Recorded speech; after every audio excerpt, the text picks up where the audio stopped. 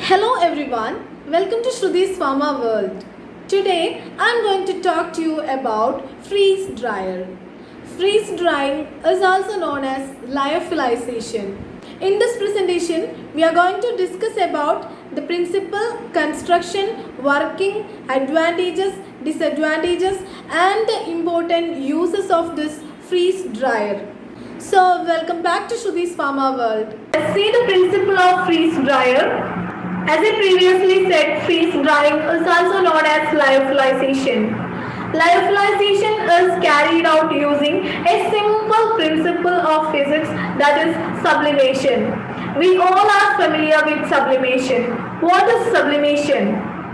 Sublimation is the transition of substances from the solid to the vapor state without entering into a liquid phase.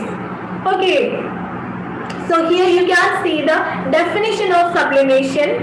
Sublimation is the transition of substances from solid to the vapor state without passing through an intermediate liquid phase. So sublimation is the process of conversion of solid to vapor phase without entering into liquid phase. Is that clear? This is the simple principle that is involved in our freeze dryer. And the entire procedure of freeze drying is performed at low temperature and pressure, that is usually below the triple point of water. Okay, and this condition is maintained by applying vacuum. So we can use this freeze drying procedure for drying thermolabile compounds. Now move on to the construction of freeze dryer. It consists of a drying chamber in which trays are loaded. Here you can see our drying chamber. This is drying chamber. Inside this drying chamber, trays are arranged like this. Okay, so it is one of the major component of freeze dryer. And radiation source heating coils. These are used as heat source. This radiation source and heating coils are used to provide heat for drying process. Vapor condensing or adsorption system is there. Vapor condenser, here you can see a condenser. So this is our vapor condensing or adsorption system. Vacuum pump or steam ejector, this is another one component of freeze dryer. Here you can see a connection for vacuum. Condenser is connected to vacuum pump. In some cases, both vacuum pump and steam ejector are used. The distance between subliming surface and the condenser must be less than the mean part of the molecules. Okay, this is subliming surface and this is condenser. The distance between subliming surface and the condenser must be less than the mean part of the molecule. You know what is this mean part of molecules?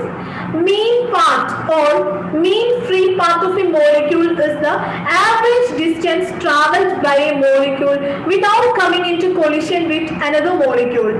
Okay, so this means the distance between subliming surface and the condenser is very less. These two are closely spaced. That is the meaning of distance between subliming surface and condenser must be less than the mean part of the molecules. Okay, is it clear? If this drying chamber and the condenser are closely placed, then the drying will be proceed faster. So the rate of drying will be increases. And another one important thing is that the temperature of the condenser must be much lower than the evaporated surface of the frozen sample. You should remember this thing. The temperature of the condenser must be much less than the evaporated surface of the frozen sample. To maintain this condition, we should clean repeatedly this condenser. Now move on to the working procedure of freeze dryer. There are 5 different stages involved in this freeze drying. Preparation and pre-treatment. Second one is pre-freezing for solidifying water. Third one is primary drying. Fourth one is secondary drying. And fifth one is packing. So these are the important stages that is involved in freeze drying. The first stage is preparation and pre-treatment. So the first stage is preparation and pre-treatment. Before start freeze drying, you should pre-concentrate your sample using any other dryer. You can use any other dryers for pre-concentrating your sample. This pre-concentration procedure that reduces the actual drying by 8 to 10 times. So pre-concentration is necessary before starting this procedure. The second stage is pre-freezing to solidify water. Okay, now you have your pre-concentrated sample. You should fill the sample in vials or ampoules, or you can take bottles. After filling the sample in any one of this, okay, if you are taking a bottle and you fill the sample inside your bottle, then you should close the bottle with a rubber closure. After that, you can place that sample in our trays. Now we are maintaining the cabinet about minus 50 degrees Celsius for frozen the sample. Here you can see our trays, and our samples are placed in the trays, and this cabinet is maintained about minus 50 degrees Celsius for pre-freezing the sample. And the next stage is primary drying. After freezing the sample, vacuum is applied. Now vacuum is applied on the frozen sample. So the temperature starts to increase. The temperature increased linearly within a span of 2 hours. Temperature reached at about 30 degrees Celsius. And this heat is used as latent heat. Latent heat is used to convert solid to vapor without entering into liquid phase. Within a span of 2 hours, the temperature of the cabinet increases and it reached at 30 degrees Celsius. And this heat is used as latent heat, and this latent heat is used to convert ice to vapor. So sublimation will be occur and ice sublime into vapor. In primary drying, about 95% of the moisture that is present in our material is sublimated. So here we are applying vacuum to control this pressure. Around 95% of the moisture sublimed, and it will become vapor. So pressure changes will be occur there. To control this pressure, we are applying vacuum. This vacuum also enhances the sublimation process. Additionally, we are increasing the temperature of the system, so sublimation will be occur faster. So more amount of moisture will be removed during this primary drying stage. Remember one thing, the entire procedure is carried out at low temperature and pressure, that is below the triple point of water. The temperature is around 0.0098 degrees Celsius and the pressure is about 0.533 kilopascal for sublimation when water alone is present. So if any solid is present in our sample, depression of freezing point of water occurs. So the drying process will be proceed at a temperature below its eutectic point. So you know what is eutectic point? It is the temperature and pressure at which frozen solid vaporizes without conversion into liquid phase. So that is known as eutectic point. If any solid is present in our sample to be freeze dried, then you should carry out the entire procedure below eutectic point. In freeze drying, the overall driving force for sublimation is the temperature difference between evaporating surface and the condenser. Vapor pressure also influences the sublimation process.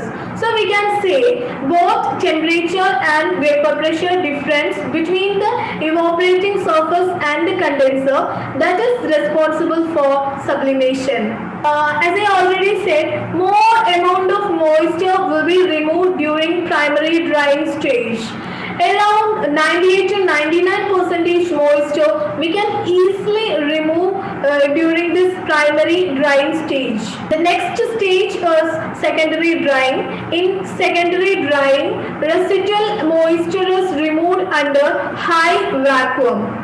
In the secondary drying stage, we are increasing the temperature about 50 degrees Celsius to 60 degrees Celsius. And this case, we need less amount of vacuum. Okay, less amount of vacuum is required than primary drying, because here we have to remove less amount of moisture. Only trace amount or residual moisture is present here. So sublimation will not produce more amount of pressure. So we need only low amount of vacuum to control this pressure. In the secondary drying stage, we are removing bound water. So it is very difficult to remove bound water. It will take more time. Around 10 to 20 hours is required to remove the residual moisture from the solid sample. So rate of drying is slow in this case. And the final stage is packing. After disconnecting vacuum, we should fill inner gas in our sample bottle. Then we should seal that bottle. So this is the final stage of freeze drying process. Now let's see what are the important characteristics of freeze dried products. It should have sufficient strength, uniform color, that is sufficiently dry, sufficiently porous, sterile, free from pyrogens and particulates, and it is chemically stable both in dry and reconstitution. Move on to the important advantages of freeze dryer. In freeze drying, we can remove water at very low temperature. Thermolable materials can be dried because vacuum is applied. Under vacuum, we can dry thermolable materials. Compatible with aseptic operations. Sterility maintained in freeze drying procedures. Reconstitution is very easy. Loss of volatile material is very less as compared to other dryers. So these are the important advantages of freeze dryer. Move on to the important disadvantages of freeze dryer. The product obtained by freeze drying is having high porosity and large surface area. So the product may undergo oxidation. That is one of the disadvantages of freeze dryer. And cost is another issue. And it requires long time for drying. So these are the important disadvantages of freeze dryer. Move on to the important uses. Freeze dryer is used for drying blood plasma and fractionated products, bacterial and viral cultures, human tissues. So these are the important uses of freeze dryer. So hope you all understand. If you like this kind of video, please do subscribe my channel and hit the bell button too. Then only you will get notifications from me. If you like this video, let me know. Let me know in the comment. Give it a like and share for a friend you care for. See you in next video. Thank you.